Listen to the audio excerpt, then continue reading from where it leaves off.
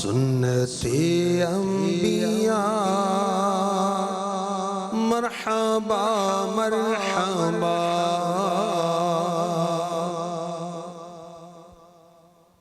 الحمدللہ رب العالمین والصلاة والسلام علی خاتم النبیین اما بعد فاعوذ باللہ من الشیطان الرجیم. بسم اللہ الرحمن الرحیم. الصلاة والسلام علیک یا رسول اللہ وعلی آلک واصحابک یا حبیب اللہ. الصلاة والسلام علیک یا نبی اللہ وعلی آلک واصحابک یا نور اللہ. اللہ پاک کے آخری نبی رسول ہاشمی صلی اللہ علیہ وسلم کا فرمان علی شان ہے، لا یریدن الحوض علی اقوام ما اعرفهم الا بکثرت الصلاة علیہ. فرمایا حوض کوثر پر کچھ لوگ میرے پاس آئیں گے جنہیں میں کثرت درود کی وجہ سے پہچان لوں گا. صلو علی الحبیب صلی اللہ تعالی علی محمد. مدنی چینل کے ناظرین، پروگرام ہے سنت انبیاء.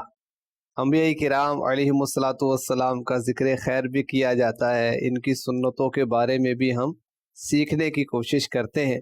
اور انشاءاللہ آج کا ہمارا ٹاپک ہوگا تبلیغ دین سنت انبیاء ہے. نیکی کی دعوت دینا سنت انبیاء ہے، برائیوں سے منع کرنا سنت انبیاء ہے.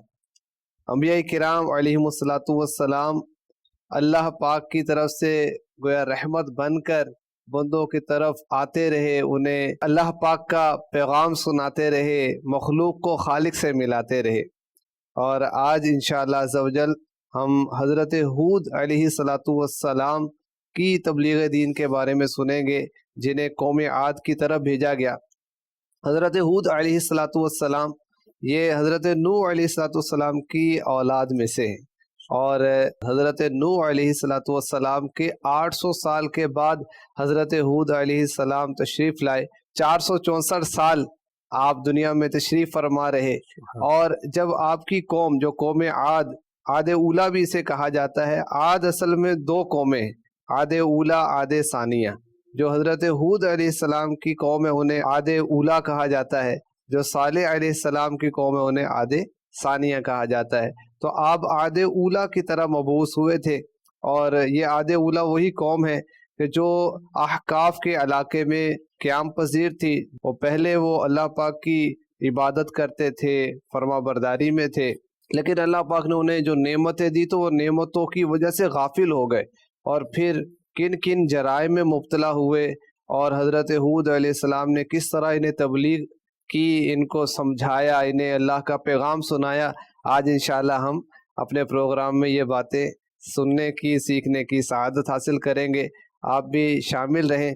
آئیے بڑھتے ہیں نگران پاکستان مشاورت حاجی شاہد اتاری مدہ ذلہ العالی کی جانب، اور سنتے ہیں کہ حضرت ہود علیہ السلام کی جو قوم تھی ان کے جو قد کیسے تھے، ان کے اعمال کیسے تھے، اور کس طرح تبلیغ کا سلسلہ ہوا اور عذاب کی کیا صورت ہوئی.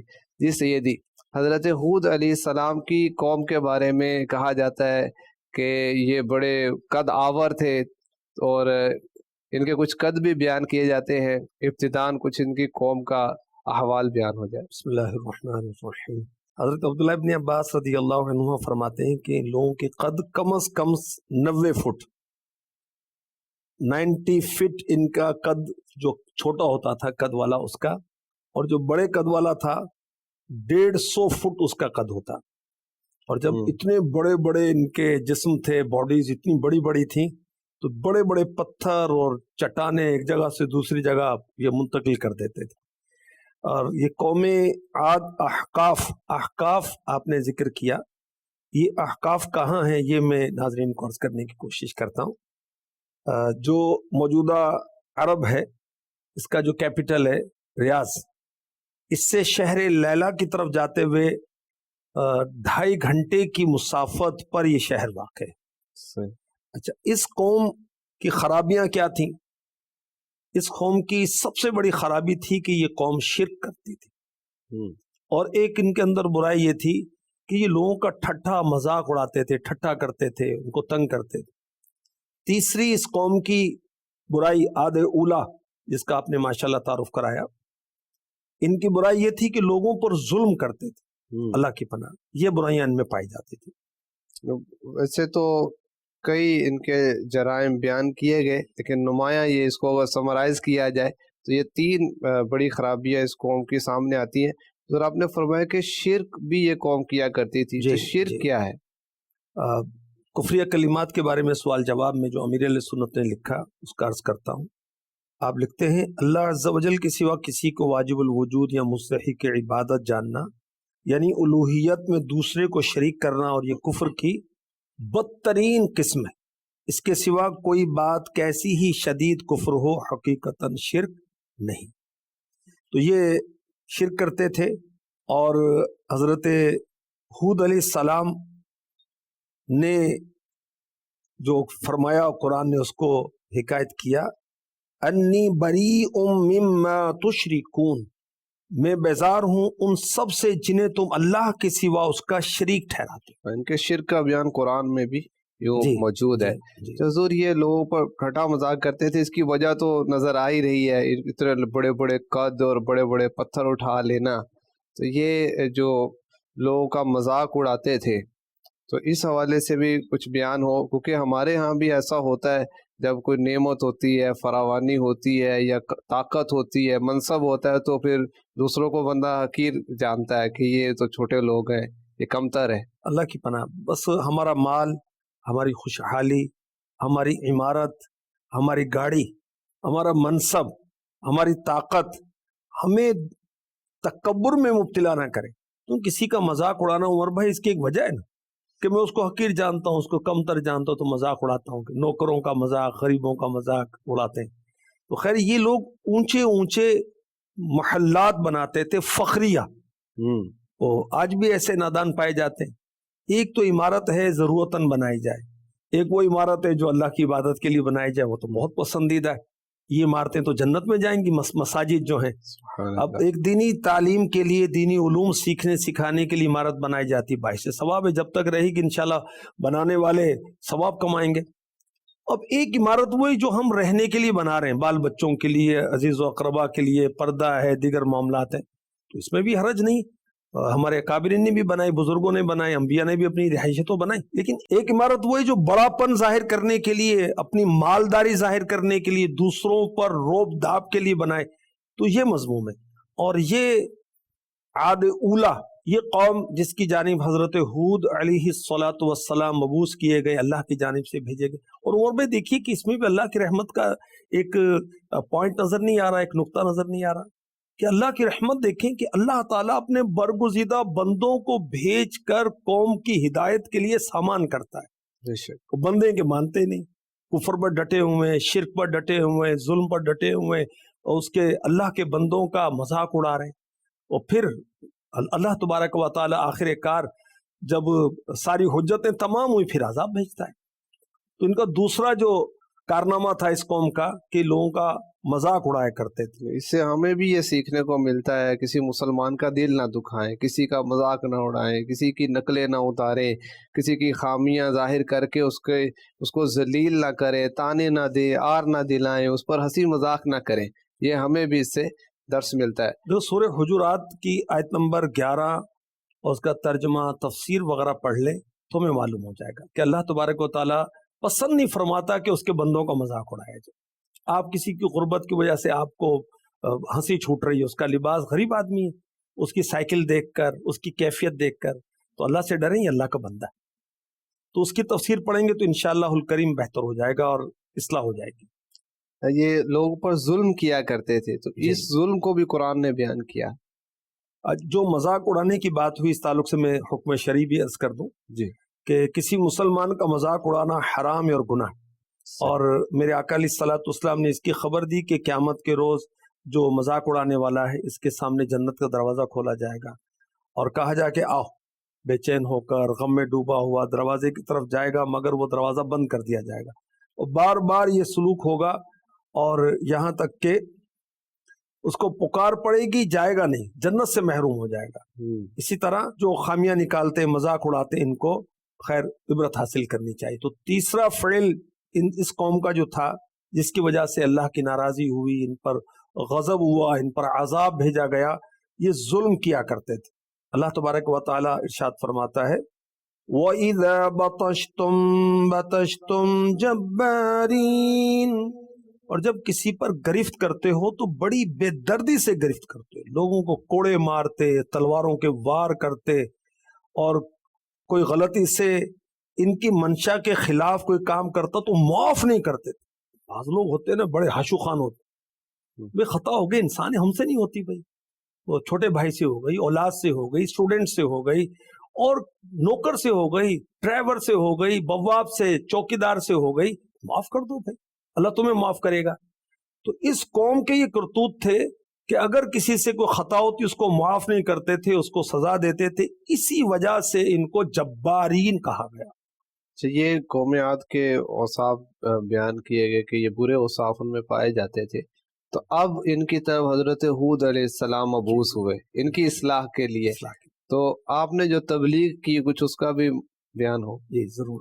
وَإِلَىٰ عَادٍ أَخَاهُمْ هُودًا، اور قوم عاد کی طرف ان کی برادری سے ہود کو بھیجا۔ حضرت ہود علیہ السلام نے اس قوم کو اللہ پاک سے ڈرایا، شرک سے منع کیا، چنانچہ ارشاد ہوتا ہے وَاذْكُرْ أَخَا عَادٍ إِذْ أَنذَرَ قَوْمَهُ بِالْأَحْقَافِ وَقَدْ خَلَتِ النُّذُرُ مِنْ بَيْنِ يَدَيْهِ وَمِنْ خَلْفِهِ أَلَّا تَعْبُدُوا إِلَّا اللَّهَ إِنِّي أَخَافُ عَلَيْكُمْ عَذَابَ يَوْمٍ عَظِيمٍ۔ اور یاد کرو عاد کے ہم قوم کو جب اس نے ان کو سرزمین احقاف میں ڈرایا، اور بے شک اس سے پہلے ڈر سنانے والے گزر چکے اور اس کے بعد آئے کہ اللہ کے سوا کسی کو نہ پوجو، بے شک مجھے تم پر ایک بڑے دن کے عذاب کا اندیشہ ہے۔ حضرت ہود علیہ السلام بت پرستی سے روکتے ہیں، اللہ کے عذاب سے ڈراتے، یہ قوم نہیں مانتی اور آپ کی دعوت کو قبول نہیں کرتی، بلکہ ان کی شان میں گستاخی کرتی۔ کافروں کا کام ہے نبیوں کی شانوں میں گستاخیاں کرنا۔ اور کیا کہا؟ قال الملأ الذين كفروا من قومه إنا لنراك في سفاهة وإنا لنظنك من الكاذبين، اس کی قوم کے سردار جنہوں نے کفر کیا بولے بے شک ہم تمہیں بے وقوف سمجھتے ہیں اور بے شک ہم تمہیں جھوٹوں میں شمار کرتے ہیں، استغفر اللہ۔ تو یہ نبیوں کی گستاخیاں یہ بے ایمانوں کا کام ہے، نان مسلمز کا کام ہے، اور نبیوں کی شانیں بیان کرنا، نبیوں کے اوصاف بیان کرنا یہ ایمان والوں کا کام ہے۔ سبحان اللہ۔ یہ جتنے بھی سردار تھے سارے کے سارے کافر نہیں تھے، جو کافر رہے انہوں نے یہ بکواس کی، انہوں نے یہ بدبختی کی اور حضرت ہود علیہ السلام سے نسبت کی بے وقوفی کو، بے عقلی کو، اور آپ کو استغفر اللہ جھوٹا کہا گیا کہ انبیاء کی تو ادنا گستاخی بھی کفر ہے۔ ادنا۔ تو اب جب قوم نے گستاخی کی تو حضرت سیدنا ہود علیہ السلام نے انتقامی کاروائی نہیں، باپ بیٹے کو سمجھا رہا ہے، وہ نہیں مانتا، تو آپ غصے میں تھوک اڑا رہے ہیں، زور زور سے بول رہے ہیں، پڑوسی بھی پریشان ہے، اسٹوڈنٹ نہیں مان رہا، تو ٹیچر کو کچھ تحمل کا مظاہرہ کرنا چاہیے۔ آپ ایچ او ڈی صاحب ہیں، آفیسر صاحب ہیں، آپ کا ماتحت نہیں مان رہا، آپ دادا جان ہیں، نانا جان ہیں، بڑے ہیں گھر کے اندر، آپ کسی علاقے میں بڑے ہیں، آپ ایم این ہیں، آپ ایم پی ہیں، آپ کو کوئی حکومت ملی ہے، آپ کو کوئی سرداری ملی ہے، آپ کو نگران ہے، کسی جگہ پر آپ کو بڑا ایک مقام حاصل ہے، تو اگر کوئی نہیں مانتا، انبیاء کرام طاقتوں اور اللہ کی بارگاہ میں اتنا قرب رکھتے ہوئے فوراً ان کے لیے دعائے ہلاکت تو نہیں کرتے نا، سمجھاتے، برداشت کرتے، ایک تحمل کا مظاہرہ کرتے۔ ہمیں کیا ہو گیا، بات بات پر لڑ رہے اور مور رہے، اور بچہ ہے، آپ کے حقوق ہیں، اس بچے کے حقوق نہیں ہیں، استاد کے حقوق ہیں، شاگرد کے حقوق نہیں ہیں، سیٹ کے حقوق ہیں، ملازم کا کوئی حق نہیں ہے، اس کو جب چاہے آپ ذلیل کر دیں، سب کے سامنے اس کو گالی دے دیں، استغفر اللہ۔ گالی تو کسی کو بھی دینا جائز نہیں ہے نا بھائی، مسلمان کو گالی دینا حرام، اور آپ گالیاں دے رہے ہیں۔ تو خیر جب کفار نے بدتمیزی کی، آپ کو استغفر اللہ آپ کی طرف نسبت کی، بے عقلی کی اور جھوٹ کی، اب آپ کیا جواب دیتے ہیں؟ سبحان اللہ، اللہ ہمیں قرآن سے محبت نصیب فرمائے، قرآن پڑھیں تو انبیاء کی سیرت کو پڑھیں، قرآن پڑھیں گے تو انبیاء کے اچھے اخلاق ہمارے سامنے آئیں گے، ہمارے اخلاق سدھر جائیں گے۔ قال یا قوم لیس بی سفاہۃ ولکنی رسول من رب العالمین ابلغکم رسالات ربی وانا لکم ناصح امین۔ کہا میری قوم مجھے بے وقوفی سے کیا تعلق، میں تو پروردگار عالم کا رسول ہوں، تمہیں اپنے رب کی رسالتیں پہنچاتا ہوں، تمہارا معتمد خیر خواہ ہوں۔ کیسا تحمل ہے، کیسی بردباری! دیکھیں وہ کیا کہہ رہے ہیں؟ اور آپ نے کیا کہا؟ یا قوم، اے میری قوم، یا قومی، اے میری قوم۔ اے میری قوم۔ سبحان اللہ۔ اس کے باوجود اپنی قوم کہہ رہے ہیں، اور کتنے نرمی سے کہ میرا صفاحت سے کیا تعلق ہے۔ اللہ اکبر۔ اور مفتی صاحب نے بڑی پیاری بات کہی کہ رسولوں کو بے عقلی سے کیا تعلق ہے، ساری دنیا کا روحانی نظام انہی سے تو قائم ہے، اور اگر وہی بے عقل ہو جائے تو دنیا کو سنبھالے گا کون؟ انبیاء نے تو سنبھال رکھا ہے۔ تو ہدایت دینے آئے ہیں جی، اور یہ بھی لکھا گیا کہ جاہلوں کی بدتمیزی پر صبر و تحمل، یہ بھی سنت انبیاء ہے۔ سبحان اللہ، تحمل۔ جی اچھا حضور، جیسے حضرت ہود علیہ السلام کا ہم نے سنا کہ ان کے ساتھ ایک بدتمیزی کی گئی اور تحمل مزاجی اور نیکی کی دعوت کا ایک جذبہ، تو ہم ہر مسلمان مبلغ ہے، ہر ایک کو نیکی کی دعوت کا یہ انبیاء کی سیرت سے درس ملتا ہے نا، کہ ہم اپنی زندگی میں اس چیز کو نافذ کریں، ہم نیکی کی دعوت دیا کریں۔ بلا شبہ دیکھیں کہ جو کام انبیاء سے منسوب ہے، نسبت رکھتا ہے، وہ تو حرمت والا، عزت والا، شرافت والا، جنت دلانے والا ہے، اور رب کائنات کا قرب دلانے والا ہے، رب کائنات کی رحمت والا ہے وہ کام۔ اور اس میں اب دیکھیے کہ نرمی، اس کا ایک پہلو معلوم ہوا جو علماء نے ہمیں بتایا، تو نرمی، جاہل بدتمیزی کرتے ہیں، جہالت کرتے ہیں، انبیاء صبر و تحمل کا مظاہرہ کرتے ہیں۔ اور آپ نے شکر کے طور پر اپنے فضائل بیان کیے، علماء نے یہ بیان کیا، اور تبلیغ کے طور پر، نبی ہونے کے طور پر کہ میں مبلغ ہوں، خیر خواہ ہوں اور اللہ پاک کا امین ہوں۔ مبلغ ہونا کتنی بڑی سعادت، نیکی کی دعوت دینا کتنی بڑی سعادت، جو درس دیتے ہیں، بیان کرتے ہیں اور مخلوق کو اللہ سے ملاتے ہیں، لوگوں کو مسجدوں کی طرف لاتے ہیں، لوگوں کو تعلیمات قرآنی کی طرف لاتے ہیں، لوگوں کو قبر و حشر کی طرف لاتے ہیں، اور اللہ کا عبادت گزار بناتے ہیں، اس کے حبیب صلی اللہ علیہ وسلم کا عاشق بناتے ہیں، صحابہ، اہل بیت، اولیاء کی شانیں بیان کرتے ہیں، وہ لوگ کتنے خوش نصیب ہیں، اللہ کا کرم ہے ان پر۔ تو نیکی کی دعوت دینے میں بہت نرمی نرمی نرمی اور نرمی اختیار کرنی چاہیے۔ ہمیں یہ بتایا گیا کہ اللہ پاک رفیق اور رفق یعنی نرمی کو پسند فرماتا ہے۔ ارشاد ہوا نرمی جس چیز میں بھی ہوتی ہے خوبصورت بنا دیتی ہے، اور جس چیز سے نرمی نکال لی جاتی ہے اسے بدصورت کر دیتی ہے۔ ارشاد ہوا مومن آسانی کرنے والا نرم ہوتا ہے، تو اللہ کرے ہم نرم ہو جائیں، لین دین میں بھی نرم ہو جائیں، مطالبہ کرنے میں بھی نرم ہو جائیں، بات کرنے میں بھی نرم ہو جائیں، ہر معاملے میں نرم۔